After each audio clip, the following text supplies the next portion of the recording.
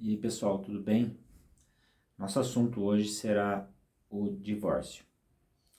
É um assunto bem polêmico e eu ouvi essa semana um líder evangélico muito famoso, falando que se você se divorciar por qualquer motivo que seja e se casar com uma outra pessoa, você está adulterando. São as palavras de Jesus. E se você está adulterando, se você é adúltero, você vai pro inferno. E aí eu pensei em muitas pessoas que se divorciaram por motivos diversos, banais ou não, legítimos ou não, com a legitimidade de Jesus ou não, com raiz de amargura e sem raiz de amargura, com consenso ou não dos dois, sendo amigos ou não depois do divórcio, diversos tipos de pessoas. E eu não gostaria de mandar essa turma toda para o inferno, como fez esse teólogo muito conhecido, que conhece a Bíblia muito mais do que eu, mas eu acho que ele foi infeliz de ter falado isso. Eu vou ler alguns versículos então.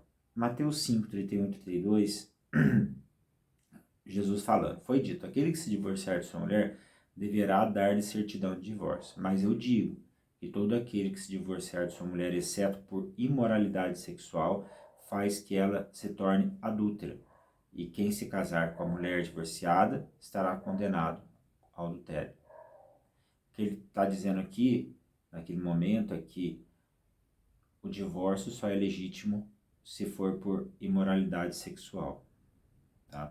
Aí Hebreus 13, 4 também fala sobre divórcio. Aí Mateus 19, de 3 a 9 é muito interessante, porque os fariseus aproximaram de Jesus para colocar em prova. Eles sempre fazem isso. E perguntaram, é permitido o homem divorciar da sua mulher por qualquer motivo? Aí Jesus respondeu, vocês não leram que no princípio o Criador fez o homem e mulher e disse, por essa razão o homem deixará pai e mãe e se unirá à sua mulher e os dois se tornarão uma só carne? Assim, eles já não são dois, mas sim uma só carne. Portanto, o que Deus uniu, ninguém separe. Perguntaram eles, então por que Moisés mandou dar certidão de divórcio à mulher e mandá-la embora? Jesus respondeu, Moisés permitiu que vocês se divorciassem de suas mulheres por causa da dureza de coração de vocês. Mas não foi assim desde o princípio.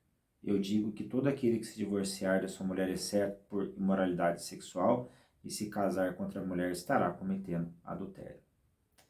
Aí 1 Coríntios 7, 39, Paulo diz assim, a mulher está ligada ao seu marido enquanto viver, mas se o marido morrer, ela estará livre para casar com quem quiser, portanto ela pertence ao Senhor. Jeremias 3:1 também fala algo sobre divórcio. Malaquias 2:16, eu odeio o divórcio, diz o Senhor, Deus de Israel, e também odeio o homem que se cobre de violência como se cobre de roupas, diz o Senhor. Por isso, tenham bom senso e não sejam infiéis. Deuteronômio 24:1 também fala Moisés falando do divórcio, da carta de divórcio. Marcos 10, de 1 a 12 também fala do divórcio. Vocês podem também ler lá. E 1 Coríntios também 7, 1 a 14 também fala do divórcio. E eu fiquei pensando muito nisso. E eu fui procurar alguns assuntos em relação ao divórcio. E acontece que em Malaquias, tanto em Malaquias quanto na época de Jesus, o divórcio era dado com muita frequência. O homem ele se casava de manhã e se divorciava no dia seguinte, se ele quisesse. E casava com várias mulheres, se quisesse. E fazia isso porque Moisés ele liberou. Mas ele liberou por causa da dureza do coração do homem. É assim, ó, tem essa lei aqui, vocês precisam cumprir essa lei. E Moisés viu que a galera não conseguia. Aí Moisés falou da carta de divórcio. A lei, ela veio para dar carta de divórcio como uma liberação. Já que vocês não conseguem, vocês todos vão morrer no pecado, na lei. Então, vocês dão carta de divórcio. E liberou. E quando ele liberou, os fariseus, os escribas, quem interpretava a lei, montava em cima, entendeu? E dava razão para quem fizesse. Só que o problema é que quem fazia isso largava a mulher na mão. Quem largava a mulher na mão. Porque a mulher, ela ficava à mercê da sorte. Ela virava uma prostituta, ou ela virava uma pessoa pobre, porque ela não poderia se casar com outro. Então, ela não ficava bem de vida. Igual a mulher samaritana, que tinha vários casamentos e talvez o penúltimo não tenha dado carta de divórcio para ela e ela se juntou com outra pessoa. Então ninguém via ela com os bons olhos. Então é claro que diante dessa situação, Jesus disse que não é assim que as coisas funcionam, você sai se divorciando. Que isso? Não pode ser assim. Né? Olha só o que vocês estão fazendo com a sociedade. Olha o que vocês estão fazendo com as mulheres. Olha que absurdo que vocês estão fazendo com as mulheres. Aí Jesus fala, não. Vocês vão começar a se separar assim, do nada? Casar e se separar, casar e se separar. Porque Moisés disse, não, tem que ter um motivo da sua separação. E o motivo mais comum que você é liberado para se separar é a imoralidade sexual, é o adultério. Aí tá liberado. E se o marido morrer também você tá liberado. Ou você tá liberado.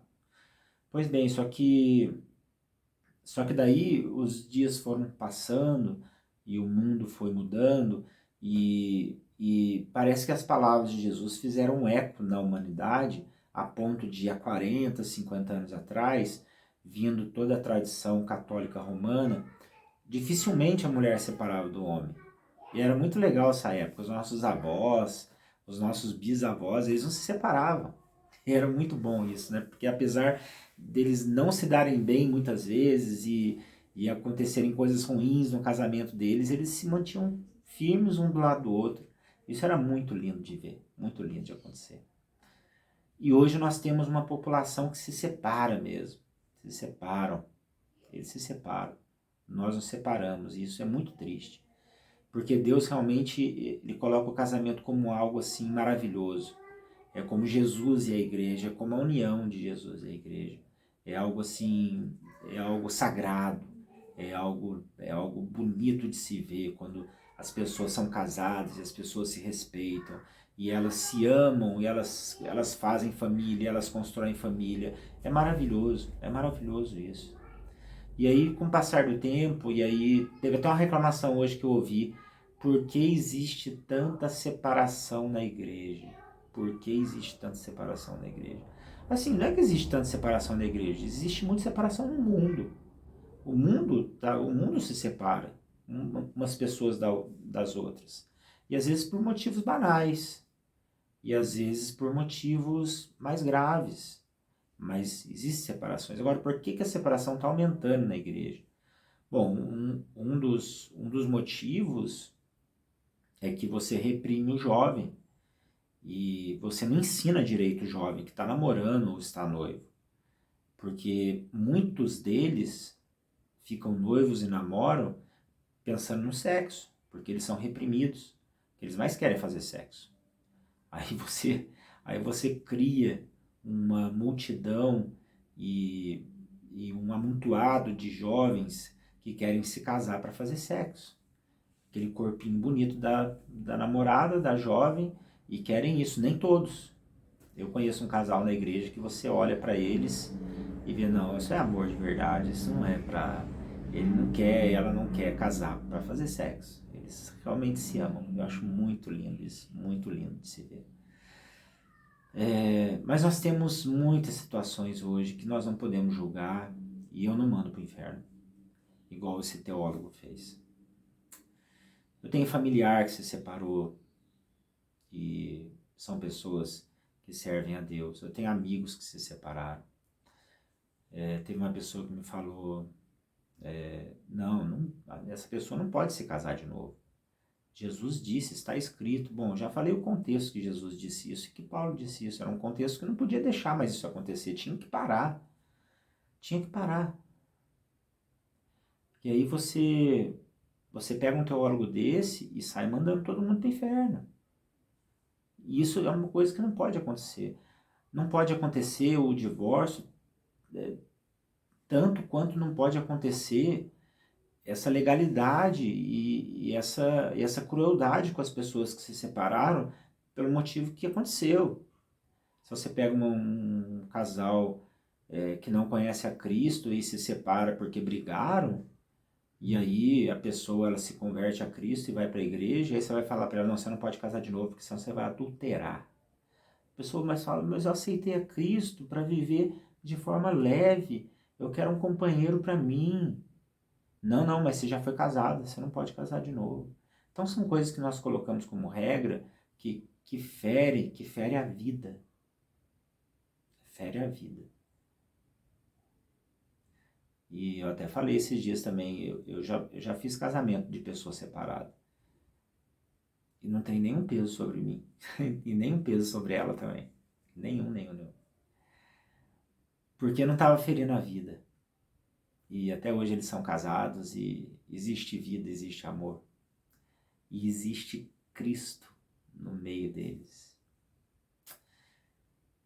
Bom seria se ninguém se separasse. Bom seria. Mas a vida traz muitas situações que levam as pessoas a se separarem. É quando a pessoa dá ocasião ao mal, ou não.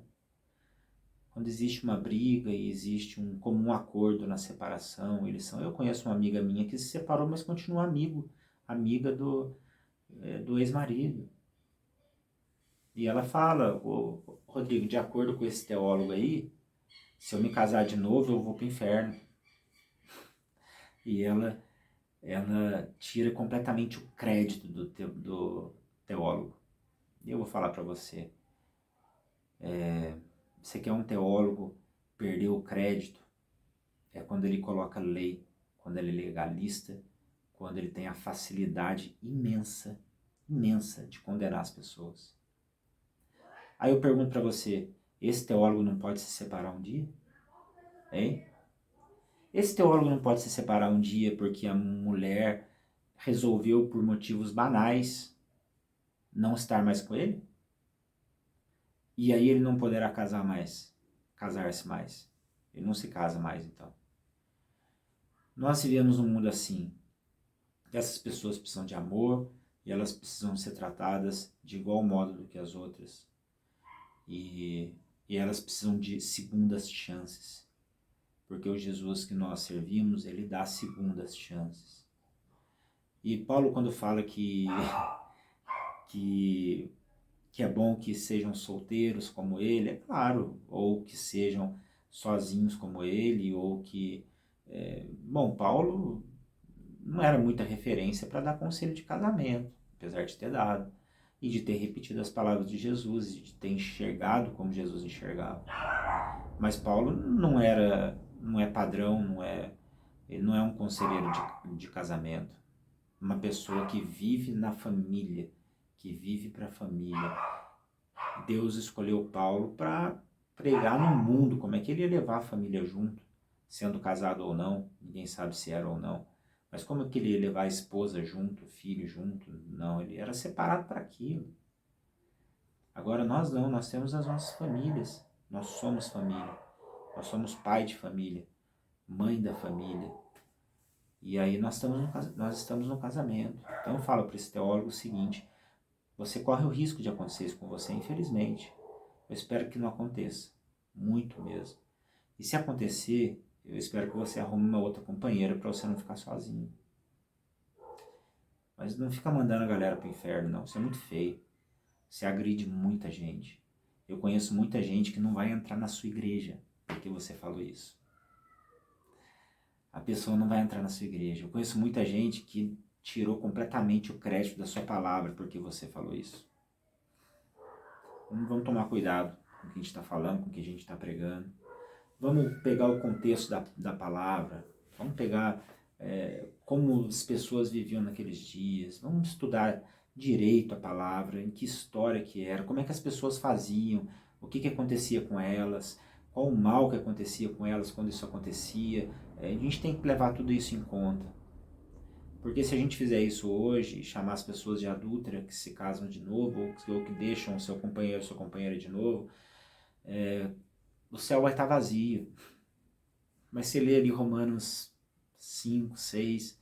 Você vê o seguinte, Paulo falando, cara, a destruição veio por Adão, acabou com todo mundo, mas se a destruição veio por Adão, acabou com todo mundo, você imagina a glória de Cristo, como é que vai ser e quanta gente que vai salvar. Gente, se a gente colocar isso como lei, o inferno vai estar cheio. E não é isso que eu entendo. Eu entendo ao contrário, que o céu vai estar cheio. Então são algumas coisas que a gente tem que prestar atenção para falar. Muito cuidado.